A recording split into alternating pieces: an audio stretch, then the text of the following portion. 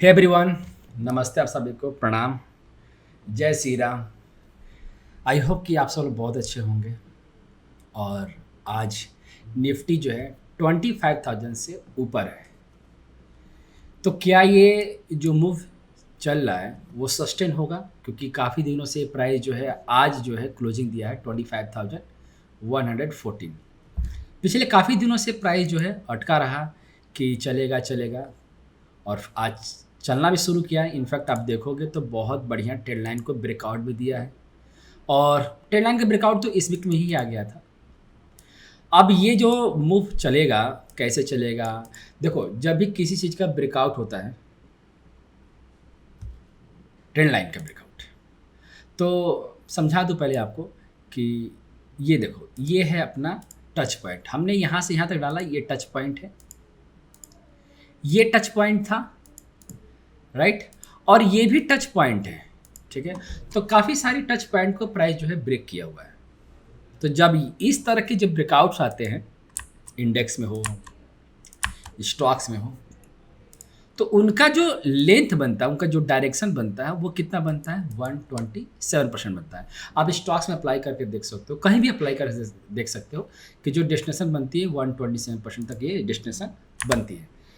अब सवाल ये पैदा होता है कि जब पिछले हम इतने दिनों से पढ़ते आ रहे हैं कि मैंने इसको फर्स्ट कंसीडर किया हुआ है, और यहाँ से जब प्राइस का जब फॉल आ रहा, तभी मैंने बताया था कि जब प्राइस जो है 25255 ब्रेक करता है तो वेव सेकेंड स्टार्ट होगा, और यही प्राइस जो है रेसिस्टेंस बन के खड़ी है। यही प्राइस जो है रेसिस्टेंस बन के खड़ा है। क्यों आखिर? क्योंकि प्राइस का ये जो मूव देख रहे हो ना, जो ये ब्रेक किया है, ये एक्चुअली में क्या था? ये एक्चुअली में ये इंटरमीडिएट था, इंटरमीडिएट टाइम पीरियड था। तो उस टाइम पीरियड के हिसाब से प्राइस को 25255 को जो है क्लोज देना पड़ेगा। तो जब इसको क्लोज देता है तो नो डाउट बहुत बढ़िया ट्रेंड जो है वो स्टार्ट हो जाएगा, और ये प्राइस जो है 127% वेव थर्ड के इस डायरेक्शन में प्राइस जो है चलना शुरू कर देगा, ठीक है। तो उसके पहले भी मैंने आपको, जब ये मूव चल रहा था तब मैंने इसको बताया था कि वेव फर्स्ट है, यहाँ से टूटा तो मैंने बताया वेव सेकंड है, और बहुत बार मैंने आपको बताता आ रहा हूँ कि कहीं ना कहीं जो मेरी फीलिंग कर रही है, जो मेरी गट्स फीलिंग, जो मेरी वेव की काउंटिंग कर रही है, जो मुझे लग रहा है कि वेव थर्ड है, टाइम पीरियड के हिसाब से मुझे ऐसा लग रहा है, ठीक है। इसीलिए मैं आप लोग को पहले काफ़ी दिनों से समझाता आ रहा हूँ, बताता रहा हूँ कि जब तक मेरा ये वाला जो लो लगा है, देखोगे तो ये 7 अगस्त का जो लो था ना, सॉरी 8 अगस्त का जो लो है, वो नहीं ब्रेक हुआ, और प्राइस जो है वहाँ से तकरीबन 750-700 पॉइंट जो है ऊपर है। ब्रेक नहीं हुआ ना। ब्रेक होता तो ट्रेंड चेंज होता। अब आते हैं आगे, समझते हैं इसको कि अब ये जो प्राइस का नेचर चल रहा है वो कैसे चलेगा, क्यों चलेगा, ठीक है ना। तो देखोगे तो यहाँ से इस प्राइस में, ये डेली टाइम फ्रेम का चार्ट है, इस डेली के टाइम फ्रेम पर बहुत सारे अपर साइड में क्लस्टर बने पड़े हैं। मैं 1, 2 और 3 के मूव के जो चल रहा है, तो इस चीज़ की रीडिंग ऐसे मैं कर रहा हूँ। बेसिकली मैं इसको 1 कंसीडर कर रहा हूँ, इसको 3 कंसीडर कर रहा हूँ, और इसको 3 की तरफ लेके चल रहा हूँ। तो पिछले वीडियो में भी मैंने बताया था, अगर आप देखोगे ये वाला वीडियो जो देखोगे, तो मैंने बताया था कि 17 सितंबर तक के आसपास जो है प्राइस में अपसाइड रहने के चांसेस बनेंगे। आप इस वीडियो को जरूर देखना, जो मैंने 8 सितंबर को शूट किया था। इसमें मैंने अपडेट किया है कि प्राइस जो बहुत बढ़िया 17 सितंबर तक प्राइस जो है अपसाइड को ये लीड करेगा। और इनफैक्ट आप देखोगे तो तकरीबन अभी हम लोग जो है 12 सितंबर हो गया, और प्राइस आज भी ऊपर ही था। तो टाइम कैलकुलेशन के हिसाब से देखोगे तो मैंने यहाँ पे टाइम कैलकुलेशन ऑलरेडी किया हुआ है। 17 सितंबर, 22 सितंबर और लास्ट 29 सितंबर।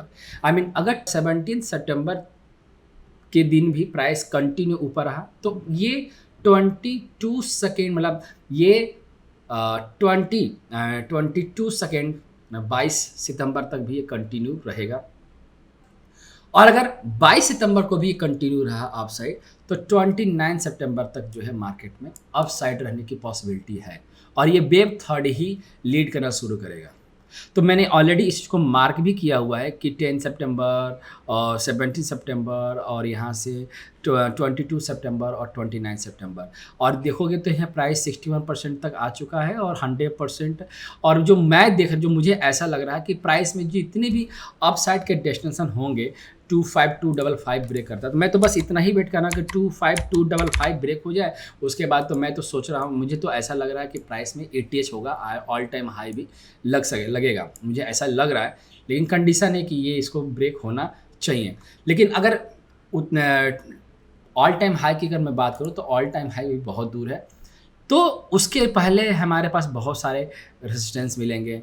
81% मिलेगा, 81% का क्लस्टर मिलेगा, जो तकरीबन देखोगे तो 358 से लेकर 413 तक है। ये ब्रेक करेगा तो 25,669, ये ब्रेक करेगा तब जाके ये 26,041 जो है लीड करना स्टार्ट करेगा।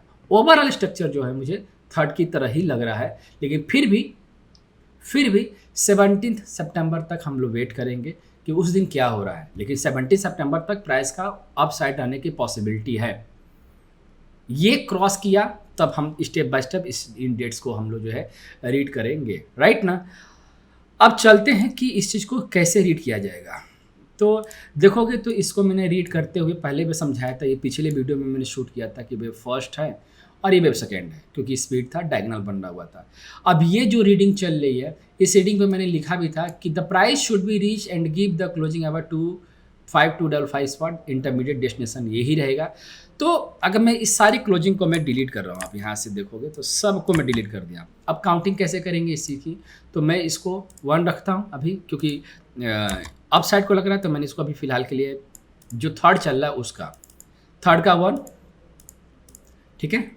और ये जो फॉल आया थर्ड का 2, ऐसा हो सकता है।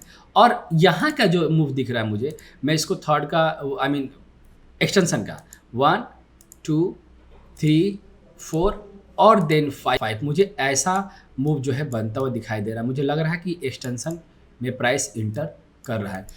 तो पिछले काफ़ी दिनों से एक्स पर यहाँ पर देखोगे तो मैंने स्टॉक्स वगैरह भी पोस्ट करता था यहाँ पर, तो दिमाग में ये चल रहा था लोगों के कि ये प्राइस जो है बहुत स्लो चल रहा है, करेक्शन क्यों नहीं रीड करें। आप प्राइस को, आप मार्केट को क्यों स्लो देख रहे हो, आप निफ्टी और बैंक निफ्टी के मूव को स्लो देख रहे हो। लेकिन उसी के बिहाफ में अगर आप स्टॉक्स देखोगे तो स्टॉक्स कैसे परफॉर्म कर रहे हैं, आपको लगता है कि इतनी जल्दी से प्रॉफिट बुकिंग हो सकती है। आप इस बात पे जरूर गौर करना। अगर हम केवल निफ्टी बैंक निफ्टी की स्पीड को ही मेजर करते हैं, और रही बात स्पीड मेजर करने के लिए, तो अभी तो टाइम भी बचा हुआ है। मैक्सिमम अपने पास 29 सितंबर तक है, तो उस टाइम के पीरियड, उस टाइम तक प्राइस को कहाँ तक जाना है, मूव आने को तो एक दिन में मूव आ सकता है। लेकिन अगर हम उसको एक निफ्टी बैंक निफ्टी को अगर हम एक साइड रखते हैं, तो आप स्टॉक उठा के देखो, क्या स्टॉक परफॉर्म नहीं कर रहे हैं। अगर हमें और आपको लग रहा है कि मार्केट में डाउन साइड के नीचे के रास्ते खुले पड़े हैं, तो इसका मतलब स्टॉक को भी नहीं चलना चाहिए, जो मेरा मानना है। एनीवे, ये तो सबकी अपनी अपनी चॉइस है। मैं मार्केट को फिलहाल पैनिक के मोड में बिल्कुल भी नहीं देख रहा हूँ। मैं 1, ये 2, और मुझे ऐसा लग रहा है कि थर्ड जो है ना अच्छा खासा जो है लीड करना चाहिए, ठीक है ना। 1 2 3 4 5 इस तरह से प्राइस जो है चलना चाहिए, क्योंकि टाइम पीरियड भी बहुत बढ़िया ले रहा है। अगर हम दोनों टाइम पीरियड को भी कैलकुलेट करते हैं यहाँ से यहाँ तक भी, तो टाइम पीरियड अपने पास है, ये 22 हो गया है। अगर मैं पूरा लेके चलूँ यहाँ से 23 है, और यहाँ के देखो तो 23 के बाद ही प्राइस जो है कंटिन्यू अप साइड को है, ठीक है ना। तो देखते हैं क्या होता है। अगर हम इस टाइम पीरियड को देखें तो उस हिसाब से मार्केट में अच्छा खासा अप साइड को मूव देखने को मिलेगा।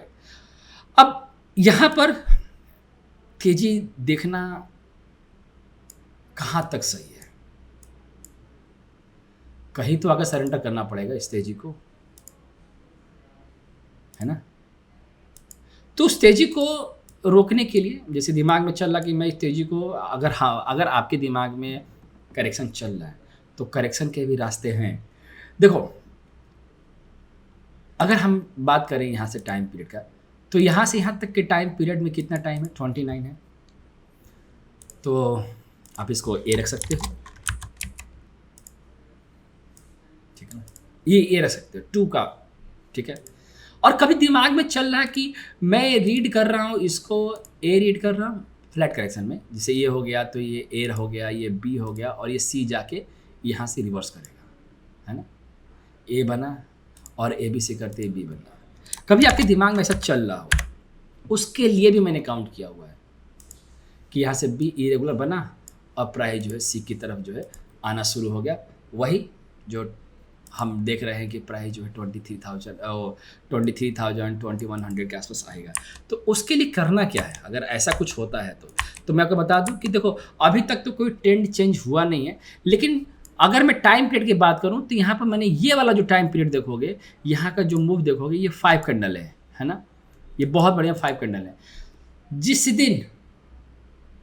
जिस वीक में या जिस दिन प्राइस जो है 24,621 इस कैंडल का लो है, ये मैं लिखा हुआ कि trend change will if the price give the closing below 24,617, 21 से लेकर 70 तक अगर इसके नीचे क्लोजिंग आएगा तो ट्रेंड चेंज, फिर थर्ड नहीं, फिर सेकेंड का ए, सेकेंड का बी। अगर ये 24,614 ब्रेक नहीं करता है तो हो सकता है कि प्राइस जो है लीड करेगा ऊपर, राइट ना। तो ये चीज़, इस चीज़ को बिल्कुल भी भूलना नहीं है कि ये प्राइस जो है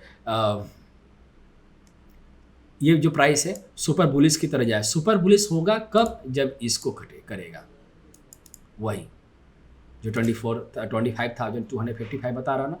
तो भाई साहब कुल मिलाकर ये रेशियो जो है क्रॉस करना बहुत जरूरी है, क्योंकि ये रेशियो जो है इरेगुलर में आता है, ठीक है ना। तो एक चीज़ ये भी ध्यान देना, जैसे हाई रिस्क की अगर हम चलना है, आप में से कोई बहुत लोग होते हैं जो हाई रिस्क पे चलना है, तो देखना कि 111% पर क्या पैटर्न बन रहा है। अगर आपको लगता है कि हाँ कोई पैटर्न बन रहा है और प्राइस जो है 25,255 को क्रॉस ही नहीं कर रहा है, ठीक है, तो आप वहां पर भी कंसीडर कर सकते हो। बट ध्यान रखना है कि 25,255 को मैं बार बार रिपीट कर रहा हूं, ये ट्रेंड चेंज करेगा, ठीक है। अब रही बात कि मुझे यहां मैं कब सरेंडर करूंगा, मैं सरेंडर इसके नीचे ही करूंगा, वरना 25,255 ब्रेक भी करता है, नहीं भी ब्रेक करता और प्राइस डाउन साइड रहता है तो भी मेरे लिए ये अप साइड के लिए अपॉर्चुनिटी रहेगी। मैं फाइनली सरेंडर करूंगा 24,617 के नीचे, क्योंकि टाइम पीरियड के हिसाब से यही वो कैंडल है जो ट्रेंड को डिसाइड करेगा, ठीक है ना। तो अगर कुछ ऐसा होता है देन हम लाइव मार्केट में बैठ के इसको डिस्कस करेंगे, ठीक है। अब आते हैं इसके मार्केट के कॉन्क्लूजन पर। तो मार्केट का कॉन्क्लूजन यही कह रहा है कि सारा कुछ कैलकुलेशन देखने के बाद ये हो रहा है डिसाइड कि मार्केट में अभी ट्रेंड लाइन का ब्रेकआउट हुआ है और प्राइस जो है 25,255 तक जा सकता है। इसके ऊपर क्लोजिंग होती है तो वेब थर्ड कन्फर्मेशन दे देगा, और जब ये वेब थर्ड कन्फर्मेशन देगा तो प्राइस जो है ऑल टाइम हाई में इंटर करेगा, ऐसा मेरा अनुमान है, ऐसा मुझे लग रहा है, ठीक है। पहला कंडीशन है। दूसरा कंडीशन है कि अगर प्राइस जो है 25,255 को ब्रेक नहीं करता है, उसको क्लोज ब्रेक करे, उसको क्लोज नहीं देता है, ठीक है, तो हाई एग्रेसिव बी बनेगा। मैं बी नहीं मानूंगा इसको, लेकिन आपको कैलकुलेशन लगे तो आप इसको बी मान सकते हो। ए पूरा स्ट्रक्चर को ए और ए बी सी मिला के बी और देन सी की साइड आप जा सकते हो, ठीक है। तीसरा कंडीशन कि अगर 25,205 को नहीं क्रॉस करता है और डाउन साइड आता है तो ये मेरे लिए अपॉर्चुनिटी होगी और ये मेरा अपना पर्सनल अपॉर्चुनिटी होगी, और उस अपॉर्चुनिटी को ग्रैब करने के लिए जो मेरे पास प्रोटेक्टिव स्टॉप होगा वो होगा 24,617 का। इसके नीचे क्लोजिंग आनी चाहिए, तो क्लोजिंग आएगी तो ट्रेंड चेंज होगा। ये रहा पूरा कंक्लूजन। अब इसी के साथ साथ निफ्टी का जो मैंने डिस्कशन किया है, अगर आप मेरे एक्स के हैंडल पर जाओगे तो मैं यहाँ पर बहुत सारे स्टडी मटेरियल कॉन्सेप्ट में यहाँ पर पोस्ट करता रहता हूँ। अब देखोगे तो रिसेंटली मैंने बहुत सारे स्टडी मटेरियल यहाँ पर स्टडी से रिलेटेड पोस्ट किया है मैंने। जैसे अब देखोगे तो बैंक निफ्टी का मैंने पोस्ट किया था, जब ये प्राइस 24,241 चल रहा था तभी मैंने पोस्ट किया था, और आज बैंक निफ्टी भी अच्छा खासा 55,000 के आसपास खड़ा है। तो मैंने इसका भी रीज़न यहाँ पर मेंशन किया हुआ है, ठीक है। बहुत सारे स्टॉक्स के बारे में मैंने डिस्कस किया हुआ है मैंने।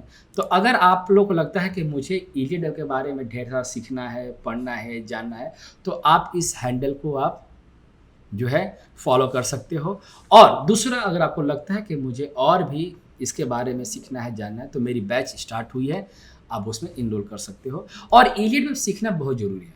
क्यों सीखना इलीड वेब ज़रूरी है? क्योंकि देखो, मैं इलीड वेब में बेसिकली क्या सिखाता हूँ, मैं सिखाता हूँ टाइम एनालिसिस। वो टाइम एनालिसिस नहीं जो सबको आता है, मैं यहाँ पर इलीड वेब की टाइम एनालिसिस सिखाता हूँ। मैं सिखाता हूँ यहाँ पर टाइम पीरियड, कि कैसे मैंने प्राइस को यहाँ तक लेकर आया, कैसे इस प्राइस को मैंने 38.2% में बताया मैंने। आप देखोगे तो मैं बोलता आ रहा था, जब ये टॉप था और जब ये रिवर्सल लेना शुरू किया, तभी मैं बताया था कि 38.2% से ज़्यादा जाने के चांस बिल्कुल भी नहीं है, बिकॉज ऑफ द कि ये पूरा स्ट्रक्चर जो था, ये स्ट्रक्चर अपना क्या था, एक्सटेंशन है। तो जब भी एक्सटेंशन प्राइस रहता है तो प्राइस 38.2% मैक्सिमम ही होता है, और 50% हो जाता है तो ये जो है टर्मिनल इंपल्स में कन्वर्ट हो जाता है, और ये फेलियर भी हो सकता है, ठीक है। और उसी के साथ साथ मैं फिबोनाची, रिट्रेसमेंट, वेव प्रोपोर्शन, वो सब सिखाता हूँ मैं। तो ये ढेर सारे कंटेंट आपके पास आपको मिलेंगे क्लास में, राइट। तो आपको ये वीडियो कैसा लगा कमेंट करके ज़रूर बताना। इसमें और आपको क्या सीखना है, और मैं आपको ये भी बता दूं कि मैं मंडे से लाइव बैठूंगा आपके साथ इन सब चीज़ों को और डिटेल में सीखने के लिए। क्योंकि आप देखोगे तो यहाँ पर कल भी लाइव बैठा था, यहाँ पर मैं जब कल लाइव बैठा था तो मैंने लिखा था कि 25,000 क्रॉस कर गया है तो क्या लग रहा है। तो मैंने बताया था कि यहाँ पर आपका जो 75 का टाइम फ्रेम पर जाओगे तो ये प्राइस जो है मिनिमम 127% तो प्राइस लीड करेगा। आज देखोगे तो ये परफेक्ट जो है 127% से ऊपर ही चल रहा है। अब प्राइस यहाँ पर था, यहाँ पर प्राइस था, तो मैंने बताया था कि आप इसको 111% कब मानोगे, जब कोई ब्रेक करेगा। ब्रेक नहीं किया, प्राइस 127% से ऊपर चला गया, ठीक है। तो लाइव क्लास भी बिल्कुल भी अपना मिस मत करना, राइट। चलो तो मिलते हैं अगली क्लास में, तब तक अपना ख्याल रखना। नमस्ते आप सभी को, प्रणाम, जय श्री राम।